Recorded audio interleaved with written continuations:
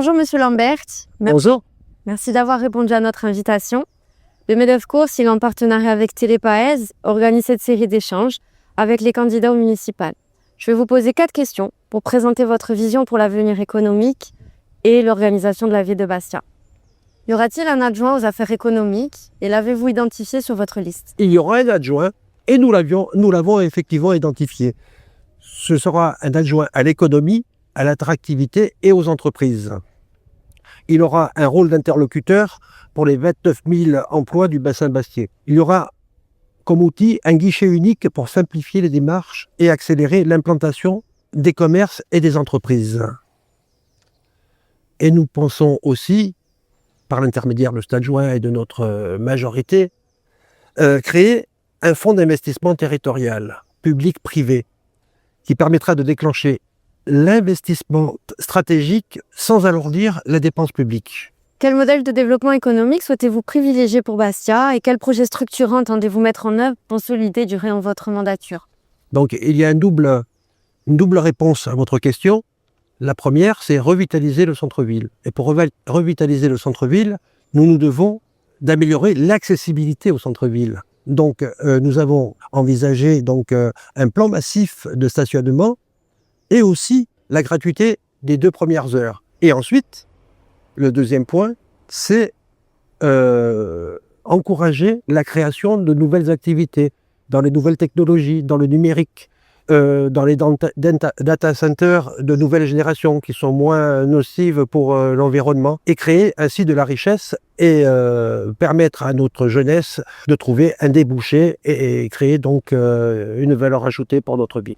Par quel outil financier envisagez-vous de renforcer le potentiel fiscal et le développement économique de la commune? Au niveau fiscal, il y aura une stabilisation des taux. Mais nous allons élargir la base fiscale par la création de richesses, pas par la ponction. L'objectif, à terme, est la baisse de 50% des effectifs communaux. Nous allons faire en sorte d'utiliser tous les leviers possibles, tels que le CFE et d'autres points, pour justement permettre aux entreprises, et pourquoi pas demander via le gouvernement, le préfet, l'instauration d'une zone franche pour Bastia. Dernière question, quelle est votre stratégie globale en matière d'aménagement du territoire? Que privilégiez-vous et conciliez-vous entre accès au logement, mobilité urbaine, intercommunale, régionale, revitalisation du centre-ville, développement périurbain et pour finir la transition énergétique? Le transport, donc il y a plusieurs aspects du transport.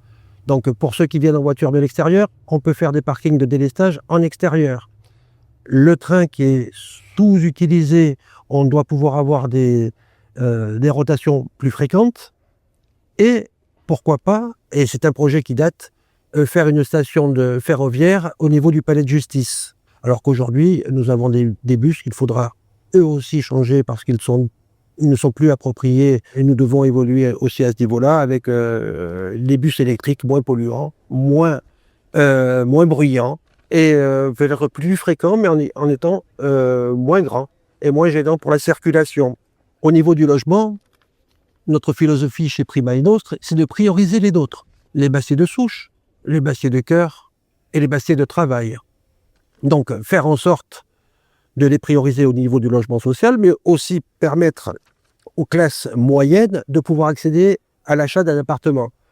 Il y a des mesures telles que le BRS qui permettent donc sur du foncier appartenant à la mairie de pouvoir vendre à moins cher des appartements à ces classes moyennes qui n'ont pas les moyens effectivement d'aller directement dans le privé.